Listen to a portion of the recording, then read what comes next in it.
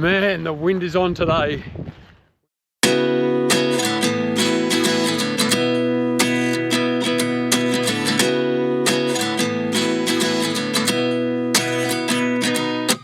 At 29 and I find myself wondering what did happen to the last 10. I ran away with my life, fast forward, never turn back again.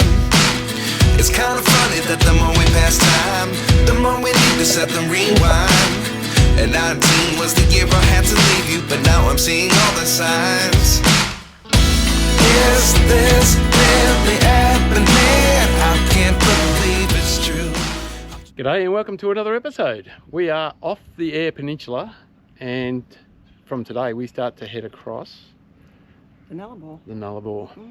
So like everybody else.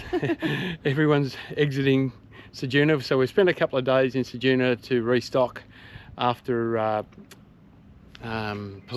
Streaky Bay and Palubi Beach, so we spent a bit of time there, and then now we're off the Eyre and heading west for Real. We've stopped at Penong on the way to get the last of the cheaper fuel. I think we paid $1.91 here, so we know that by the time we get to the border it's upwards to $3, I think $2.99. Yeah, getting close to $3 by the look of it. So we've loaded Tonka up with 320 litres. He can carry that much, so we might be able to scoot through a bit further and just get to the cheaper stuff on the other side. We'll just keep topping up until we get to the cheap stuff. Yeah. And just little bits at a time. We've stopped at Penong and the Windmill Park. It's really an interesting area. It's got the world's largest comet windmill. A lot of these windmills have been donated by families and farmers in the district, and the largest one here, it'll produce 1 million litres per hour. No, per day. Per day, yeah. Per day, drawing water up from 500 metres down. Yeah. So good effort. But it's amazing. Anyway, onwards and westward we go, and we'll take you along with us, and we'll be probably camping another night in South Australia before we hit the border the following day, and then tomorrow, and then we'll be right in the mix. West Australia. That's it.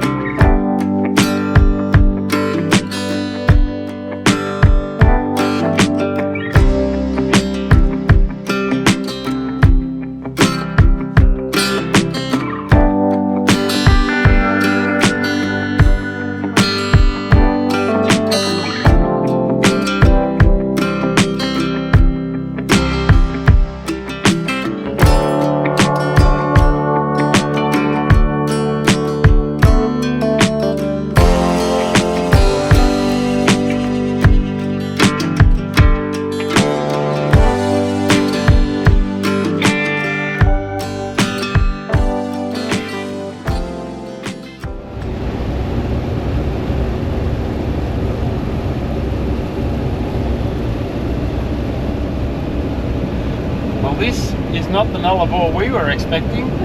We expected dry deserts, maybe see a camel, and blistering heat. But here we are, it's 25 degrees, so it's still not cold. And it's raining, but everything's green and lush, and we're seeing something special.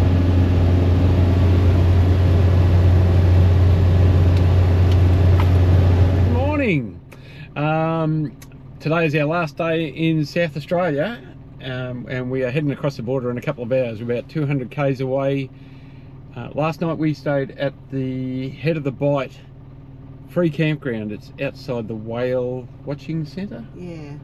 And it was a nice quiet night. It's a big area, no dust, it's all paved with granite sand, so it's quite nice. There's no facilities, you have to be self-contained, but it's only a couple of k's off the road, and really quiet. Never heard a peep from the highway last night. So upwards and onwards today. This is the last of South Australia. We've been here for a couple of weeks now. We figured out last night. Yeah, no, a month.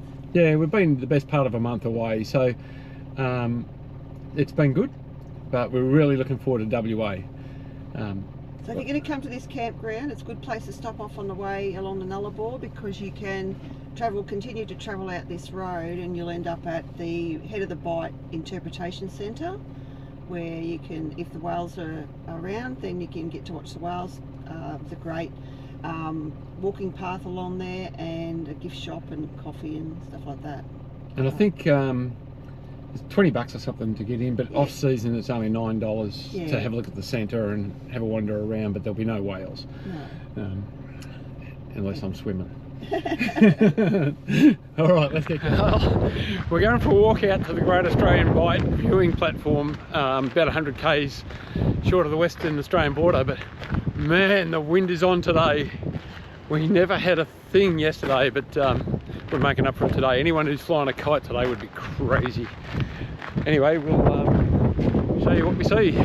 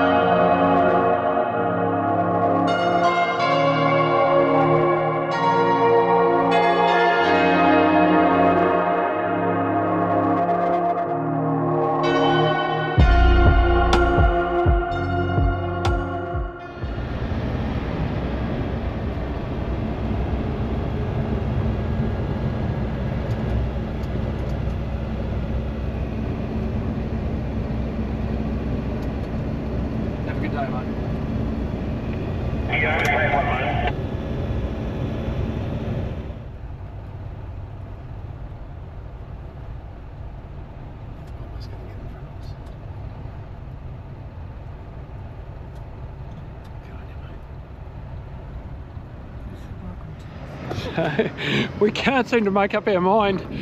The truck is in WA now and the caravan is in South Oz. Anyway, I'm sure it's a very cliche and very touristy thing to do, but how can you resist? Okay, here's our first top up on the Nullarbor, and we had another tank full, but we thought we'd fill up at $2.20 a litre, and we had a quarter left in this, so that's 160 litre tanks these are. Not too bad. Well, g'day guys, we've made it to the Madura Pass campground. It's a free camp, a bit windy I've got to admit. It's above the little hamlet of Madura, and as I say, it's a free camp. There's a few here, there's only about another 2 campers other than us. It's up on top of the range, so we are copping a little bit of the wind, but it's expected to die down tonight. The views here are gorgeous, and I think we're in for a bit of a treat tonight. The rain has cleared that we had earlier in the day when we started coming across the border, and we should be set for a pretty good sunset, I would imagine. But as you can see up here, we're set up on top of the hill, and we're going to have a nice view over the valley, down to the plains, all the way down to the coast, and should be specky as. Anyway, we'll pop the drone up, and a little bit later I think when the wind dies down, and we'll see what the night brings.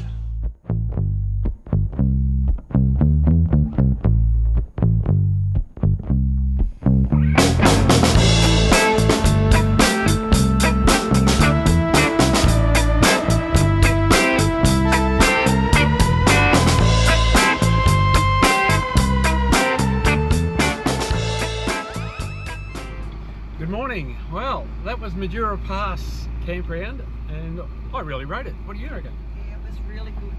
It was really nice view. Really quiet. Yeah, really and, quiet. Just, it's great. Great spot. Plenty of room when you look around. Huge. It just keeps going on. It's every time we're going out the west end of it now, which is not recommended, but we're going to give it a go anyway. But no road noise last night, which I expected to get a little bit because you're up above the air highway, but we never really copped any last night, and there was no rain, it was no wind, it was quite peaceful. So we're moving on west. We'll get some fuel and another 100 k's just to top up we're pretty lucky because we've got so much fuel capacity, but we just like to keep topping up and not leave ourselves stuck in case we go adventuring. But just a bit of a rough dirt track to get out, and we'll be on our way. Happy days.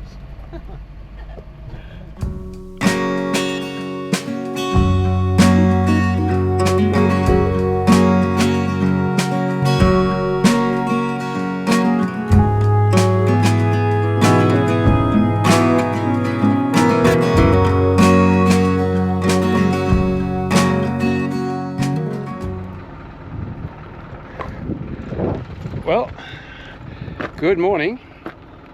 This morning we were on our way to Hyden, out to see Wave Rock. It's been a bit of a bucket list thing of mine since I was a kid.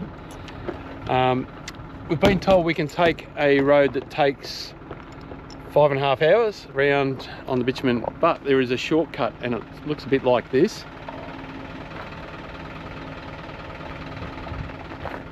It's all gravel. We're told it'll take a couple of hours off our trip, but we'll wait and see. But just to make sure everything stays clean inside, we'll hit the dust suppression.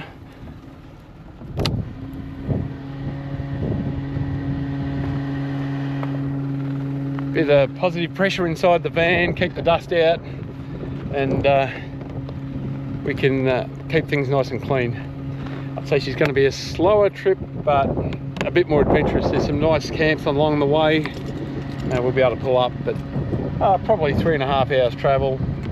Still better than 6, I say. And yeah, all this.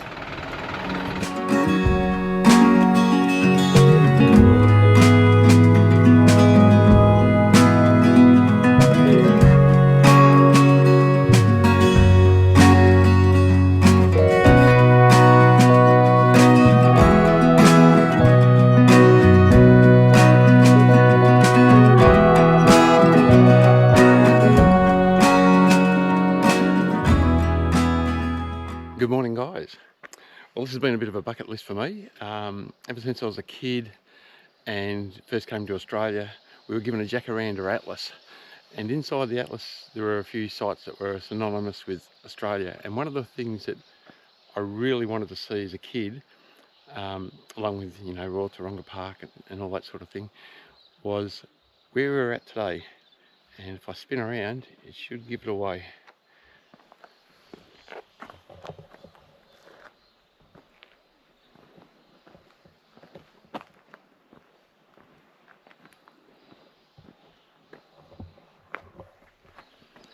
We're at Wave Rock.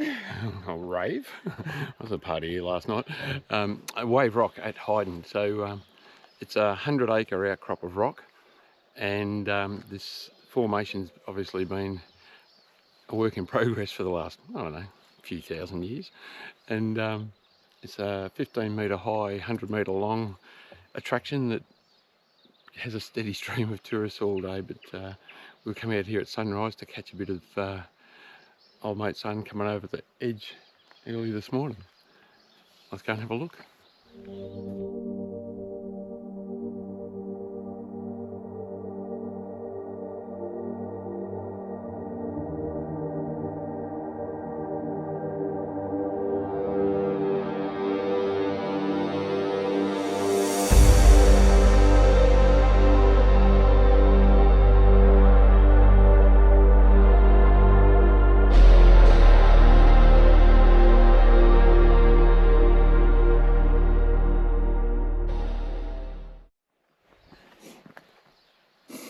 Don't wear high heels. I promise I haven't got them on. We've forgotten our high heels. Oh, didn't think it was really appropriate.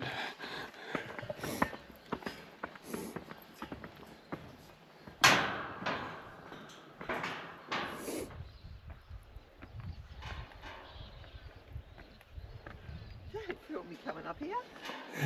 Big cheeky. Yeah, on that.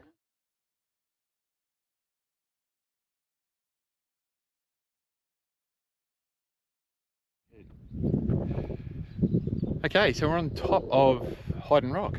It's a 100-acre outcrop, And a few interesting things. The locals decided that in 1928 that they would harness the water that lands on the rock, as it all runs off the edge. And so around the edge they've laid up slabs of rock that was blown away from the face of the quarry and laid it around the edge of most of the 100 acres, and captures a fair bit of water, because you may or may not know that a millimetre of rain over a square metre gives you 1 litre of water. So you can imagine how much water they can garnish off a 100-acre rock. But yeah, it's supplied the town for its railway and the town's drinking water.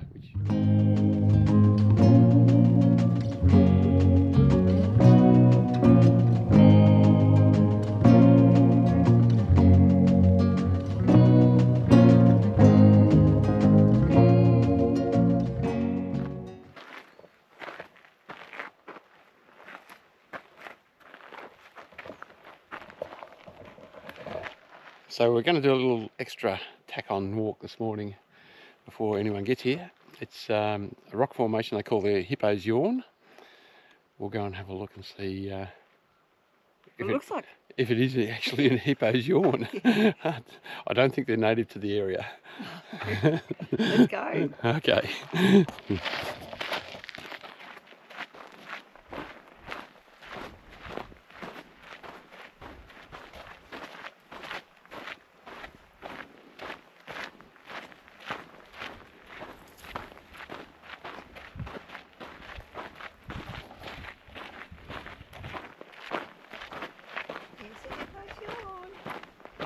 We weren't here yet.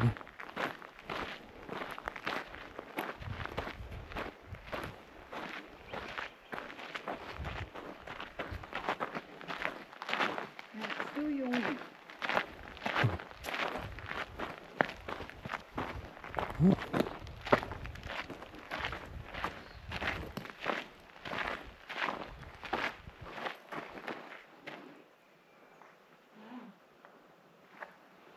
Pretty cool. Massive rock. Yeah, looks like that's all broken off and just fallen. Yeah. Amazing how.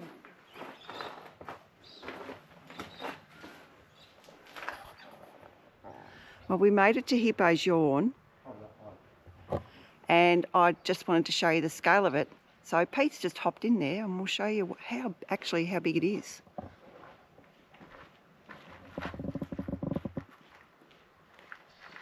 There you go. So good morning. We're come out to the Wave Rock Resort. It is free entry for people staying in the caravan park, but people can obviously stay out here. We've come out today to have a look at this, and we'll probably have a bit of a dive in.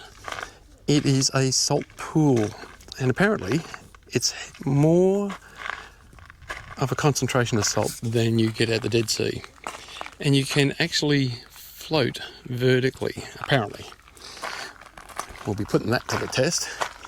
We've come at a pretty good time of the day. It's before lunch. We've been busy this morning walking around, and thought this might be a nice way to rejuvenate the spirits and the soul. Well, this turned out to be a bit better experience than what I had thought it might have been. Got Mel still in the water because, as usual, she's first in, last out. But you can stand vertical without touching the ground, and you bob around like a cork in the ocean. Dennis Cometti style. How is it? Can't touch the bottom, can you? Lie on your back. It seriously is like you're sitting in a chair without any need to put the arms out and hold yourself up. It's so salty. So, not a bad setup here. It was a little bit better than I thought, but I guess it's part of the resort, so you've got to have some sort of standard. But around the edge, you've got 1, 2, 3, 4. You've got 8 different cabanas, I guess you'd call them. Little suspension day bed, and have your own personal shower, wash the salt off, and the toilet there as well. And you can just sit back and jump in and out as you go. But really, I'm very surprised. It's certainly the saltiest water I've been. I've been in a few salty pools overseas, but nothing like this, where you were actually trying to go down. In fact, it's funny that when we arrived, there was a young couple here, and the young fella had some flippers on and some goggles, and he was trying as hard as he could to get to the bottom because his girlfriend had dropped her sunglasses, and they were quite exy, a bit pricey, and he felt like the chivalrous thing to do was to try and retrieve them, and he was there for half an hour trying his hardest to dive to the bottom and get his girl's sunnies, but to no avail. He couldn't even get to the bottom. It's so salty with flippers. He only touched the bottom twice, I think he said. But anyway, Wave Hill Resort Salt Pool. I rate it. Give us a wave. Don't drown. What do you reckon, out of 10? 8 out of 10. Yeah, it probably needs a bit of a top up, but still, we couldn't touch the bottom. Good thing.